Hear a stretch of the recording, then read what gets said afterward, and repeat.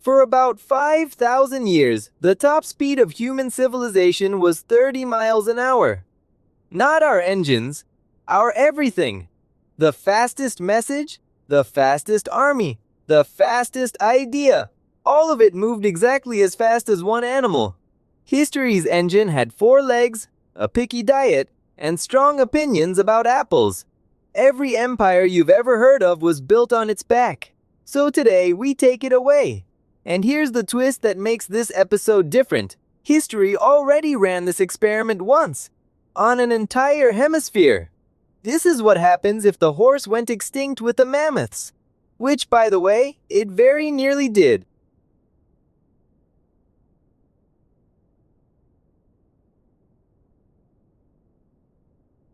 First, the real history, and it's stranger than the fiction.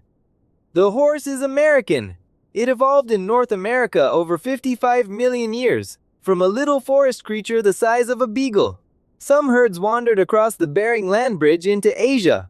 And then, about 10,000 years ago, between the shifting climate and some very effective new arrivals with spears, the horse went extinct in its own homeland, along with the mammoths, right across the Americas.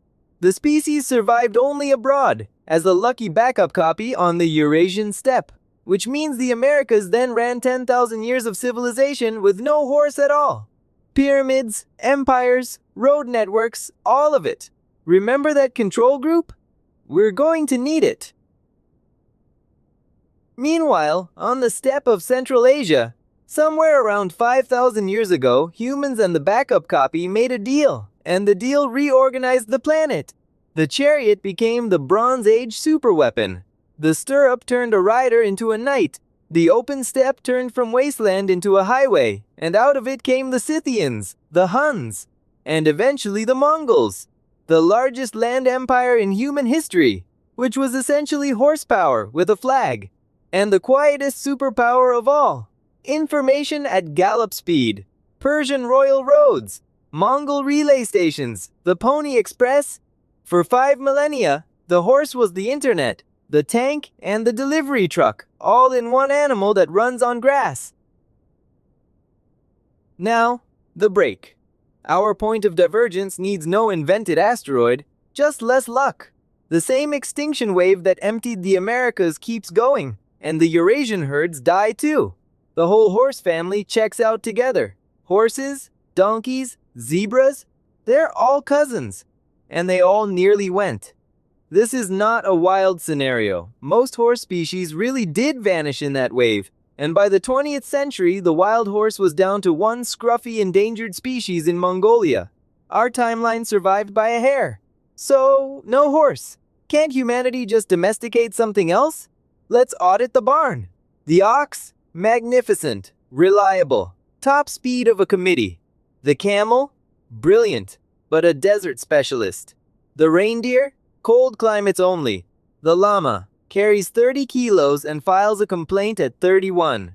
Nothing else in the barn does fast. So the Bronze Age arrives, and the arms race that defined it, the chariot, never starts. Pharaohs and Hittite kings fight on foot, at ox cart pace, and mostly close to home. Because here's the rule this whole episode runs on. An empire is exactly as big as its fastest messenger. At walking speed, a king's real control barely reaches past the horizon. The ancient world stays a patchwork of city-states and river kingdoms. The closest thing to speed? Exactly what the Inca built in our timeline. Relay runners. Stations every few kilometers. Messages sprinting across the mountains at 240 kilometers a day. In this world, the fastest thing on land is, once again, a fit 20-year-old with good sandals.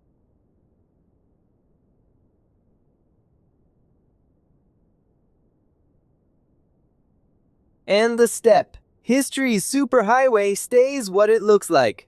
A wall of grass. No mounted nomads ever pour out of it. No Scythians, no Huns pushing whole peoples into Rome's borders. No Mongols stitching Eurasia together at gallop speed. The great civilizations grow up in separate bubbles, trading through slow camel caravans. Rome, An infantry empire that always struggled against cavalry now has no cavalry problem at all. The empire that benefits most from the missing horse is the one that never loved it. Maybe it overstays by centuries. But the bill comes due elsewhere. Paper, printing, and gunpowder drift west hundreds of years late, and the Black Death misses its express train across the continent. Slower, patchier plagues, a world that suffers less, and also shares less. Medieval Europe, in this timeline, is missing its main character, the knight. The entire mounted aristocracy, the armored gentleman on half a ton of warhorse, never exists. Europe's warrior elite are heavy infantry. Wars crawl at 3 kilometers an hour, stay local, and siege beats charge every single time. Castles matter even more, and your dictionary quietly shrinks. Chivalry comes from cheval, French for horse. Cavalier, a horseman. A marshal was originally the servant of the horses. A constable, the count of the stable. In this world, those words are never born. Honor culture still exists. It just walks. Then 1492, and the Great Reversal. In our timeline, Spanish horses were shock weapons the Americas had never seen. Whole battles turned on a few dozen riders. Here, the conquistadors land the way everyone travels. On foot, no cavalry charges at the decisive moments. Disease is still the grim main character of this story. That tragedy sails with the ships regardless. But conquest without the horse turns from blitzkrieg into a grinding, generations-long slog. The Inca, running the best horseless logistics on Earth, llamas and relay runners on mountain roads horses could barely use anyway, are suddenly playing a home game. Colonies cling to coastlines for centuries. The interiors of whole continents stay unconquered. And the Great Plains horse cultures of our timeline, the Comanche Empire, never get the animal that made them.